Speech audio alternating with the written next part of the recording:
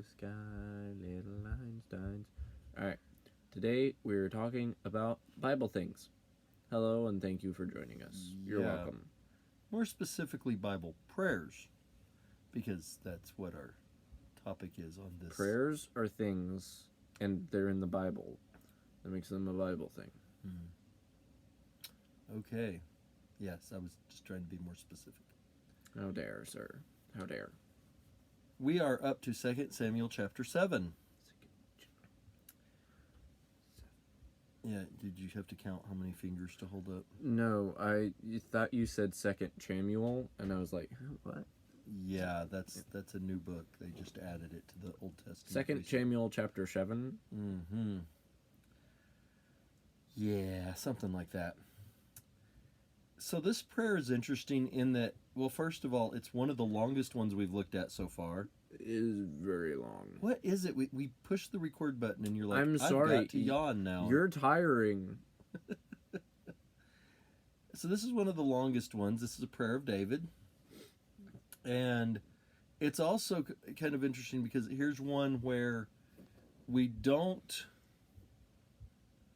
really see God answering in the passage or in the context. So that's a lot of the others, there was an answer that came pretty much right away, or at least in the passage it was right away, even if it took time. And then other times, of course, that God didn't answer because he was like saying no because he didn't want to listen to Saul because Saul was, troublemaker or something. But here we know that God does answer this prayer of David and does, in fact, God's already promised to do this. That's David's basically kind of saying thank you, but also just kind of saying, why me? And so we'll look at this as 2 Samuel 7, and beginning in verse 18 through verse 29, like I said, it is one of the longer prayers that we're looking at. Are you okay It's over there? 364 words. Give or take, depending on your translation, obviously. Mm-hmm. I wonder if that's, how many words is that in the original Hebrew? 5. 5 words. See, that's one of the things about older languages like ancient Greek, ancient Hebrew. They were pretty compact. Sometimes. Like one And then word. sometimes they were like really wordy. One word in a lot of cases could be like an entire sentence, where it's like this person we have did lots of this. sentences that can be just one word. A lot of sentences. Yeah. Go. See? Mm-hmm. There. Yeah, it was sort of like that. Only they would do it with a lot of more complex words. Yeah. Well. Yeah. The word usually Cook. cook is more complex. Is it? Well, I mean, we can't do that in our language. I can't just be like cook and everyone understands what I mean, unless I'm like calling for the cook. That would kind of make sense. But and now we're going to read the things. The things. The things. Then King David went in and sat before the Lord and said, Who am I, O Lord God, and what is my house, that you have brought me thus far? And yet this was a small thing in your eyes, O Lord God. You have spoken also of your servant's house for a great while to come, and this is instruction for mankind, O Lord God. And he's got an exclamation mark after that one, which means he must be saying something pretty enthusiastically. And what more can David say to you? For you know your servant, O Lord God, another exclamation mark. I wonder how well that pretty changes sure over from translation to translation. I don't know. There are, I guess there are certain words that would carry with it a sense of excitement or something like that. He I don't said know. I mean, excitedly. they didn't really Put an exclamation mark there. They didn't really have a lot of punctuation in Hebrew. I mean, it just wasn't really a big thing. So you were yawning as usual. Yeah, it's not exactly. You a change of might pace. think watching these videos that all Xander does is yawn every 3 minutes all day long. But actually, it's accurate. Actually, he sleeps a lot of the time, and he doesn't yawn while he's asleep. He got me up from like a 2 or 3 hour nap to do this video. Which might be part of why I'm yawning this time. This anyway. time, I don't know what the other times are. well, I did let you have the 2 or 3 hour nap. Yeah. Where were we? Because of your promise and according to your own heart, you have brought about all this greatness to make your servant know it. Therefore you are great, O Lord God, for there is none like you, and there is no God besides you, according to all that we have heard with our ears. And who is like your people Israel, the one nation on earth whom God went to redeeming to be his people, making himself a name and doing for them great and awesome things by driving out before your people, who you redeemed for yourself from Egypt, a nation and its gods. So the phrasing there gets a little bit wonky, where he's like jumping around from Israel and Egypt and what God's doing. But basically what he was just saying in that sentence is, hey, God, look at how amazing you are with what you've done for Israel, because you pulled us up out of Egypt and away from their gods. Yeah. So, pretty straightforward. And you established for yourself your people Israel to be your people forever. And you, O Lord, became their God. And now, O Lord God, confirm forever the word that you have spoken concerning your servant and concerning his house. I'm talking. Why is it... Because you're not breathing properly. That's why you yawn. Because you're not breathing properly. Well, that's definitely not breathing properly. No. It's interesting here. The word forever he's used several times. And we might, we sometimes, a lot of times when we hear forever, we think eternally.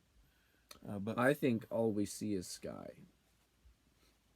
okay. No one's going to get that reference, but that's okay. I'll have Spencer watch it. He'll understand. Good for you. Yeah. Okay, so the thing is, forever really just had to do with lasting through the age, to the end of the age. And, of course, David's idea of forever, generation after generation, on into the future, without an end in sight. And so, but there is still also the idea of eternally doing things that God certainly does at times as well. And this is one where, as David's talking about these blessings, we see it kind of transform in the New Testament from the physical nation of Israel, the actual physical descendants of Abraham, Isaac, Jacob, And like their lineage, boundaries and stuff. and the physical nation that had its boundaries, and it changes from that, as we see in the New Testament, to a spiritual Israel that's the true Israel, that are children of Abraham by faith and not necessarily by birth and by lineage.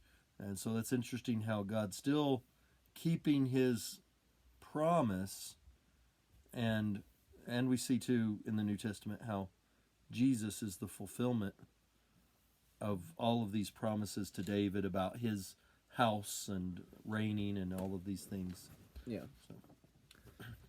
And now, O Lord God, confirm forever the word that you have spoken concerning your servant and concerning his house, and do as you have spoken. And your name will be magnified forever, saying, the Lord of hosts, my goodness. I was breathing, okay? The Lord of hosts is God over Israel, and the house of your servant David will be established before you. For you, O Lord of hosts, the God of Israel, have made this revelation to your servant, saying, I will build you a house. Now, obviously, again, Not talking about... not going to build him house. a house out of wood and stones and things like that. That's not the idea here. Although, how cool would a house that God built be? I don't know. He might just build you a little hut and go, that's good enough for you. That's all you get. Yeah. That reminds me of that story about that's the whole going to idea. heaven. That's the whole idea of heaven, isn't it? Is that God's building us a house. A house, yeah. Yeah.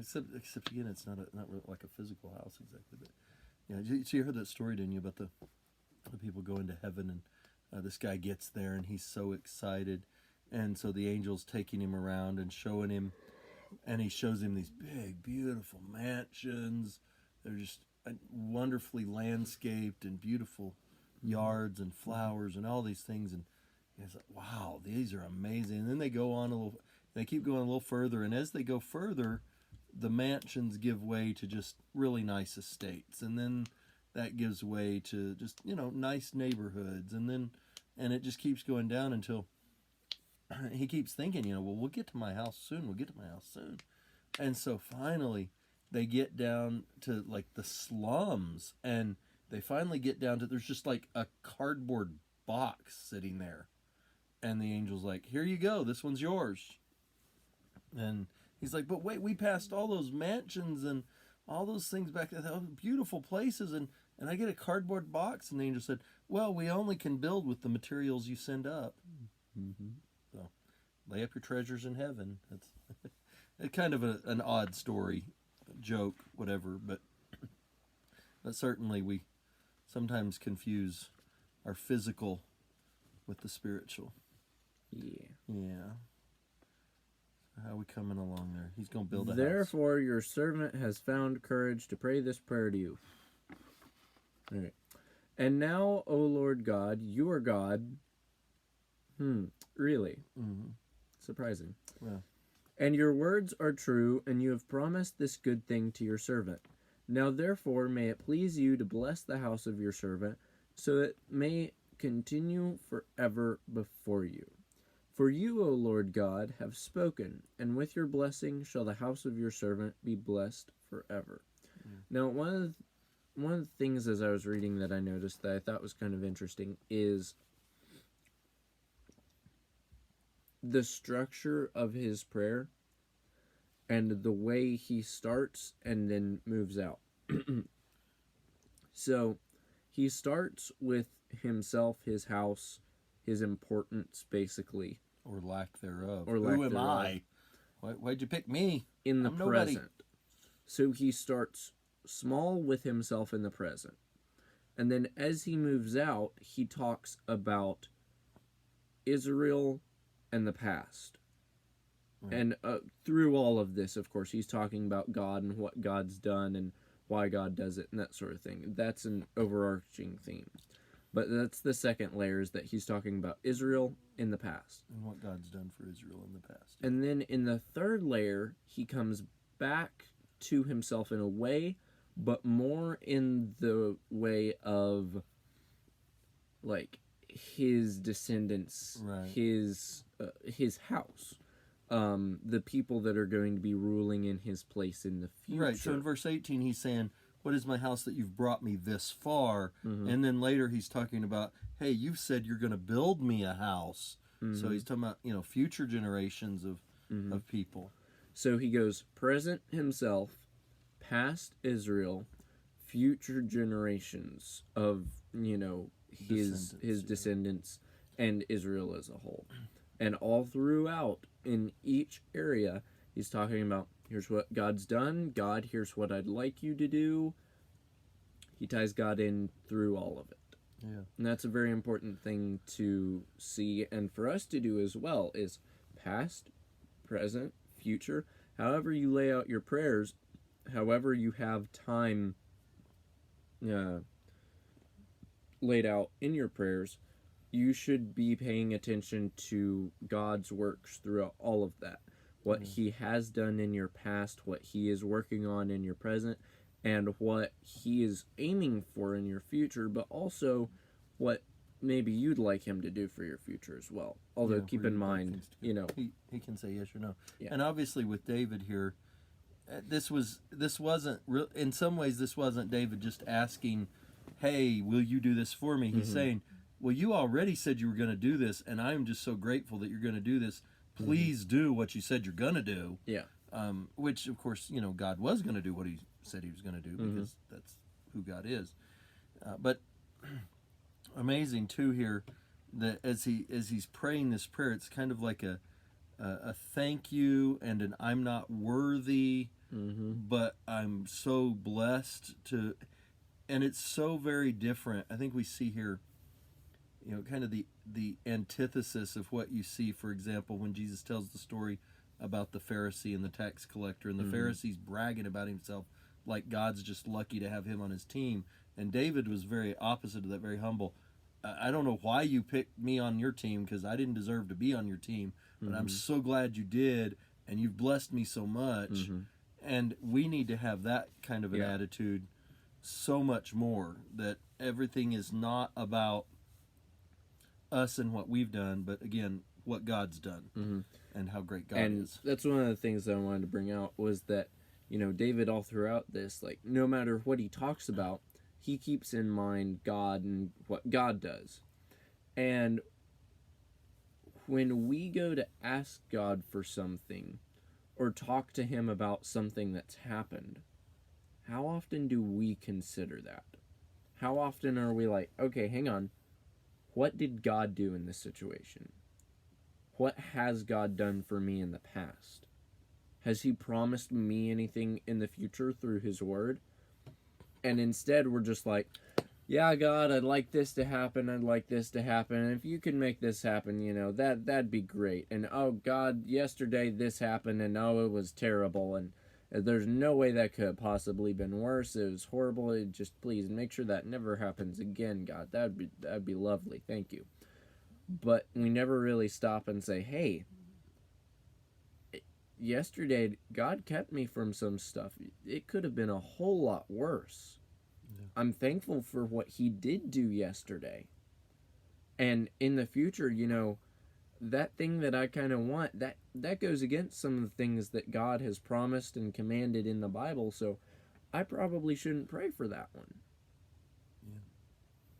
And the thing that we think is bad may turn out not to be so bad after all. Mm-hmm. It may be the thing that helps us grow stronger, helps us deepen our faith in him, helps us to face more difficult trials that we're going to have later on. James says, count it all joy, my brothers, when you fall into various trials or temptations, for the trying of your faith produces Patience. And patience, when it has its good and perfect work, Makes you cough. yeah, it makes you cough.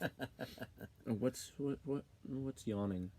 What's yawning? Yeah, I don't know. If patience having its good and perfect work makes you cough, what makes you yawn? Because I got a lot of that one. Apparently, talking about prayer makes you yawn. Hmm.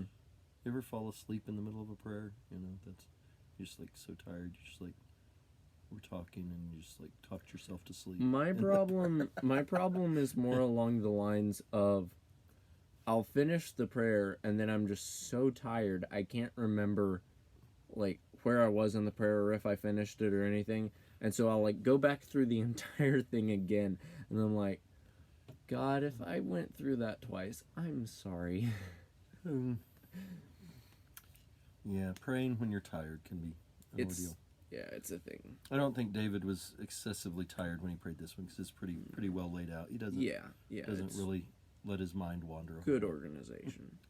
But so certainly the ultimate fulfillment of God building David's house is going to come as far as, when we talk about him building the house, we're talking about him building the kingship through David's lineage, through David's line, and them inheriting the kingship. And that, of course, is going to be Jesus. Jesus is the final king that is going to reign forever. Is there something wrong? Kingship. Just a big boat with a crown on it. No. Okay, I knew I said something that got. Anyway, so Jesus is that final king in the line. There's no other after him, and he will reign forever in the sense that we think of as eternally, and he already is. And we see that prophesied all through the Old Testament. We see it even in the New Testament. Luke 1:32 and 33 talks about how Jesus is going to be the one who reigns and takes David's place. And some other passages as well point to that. Of course, many in the first century were again looking for a very specific earthly kingdom with someone physically sitting on David's throne. Yep.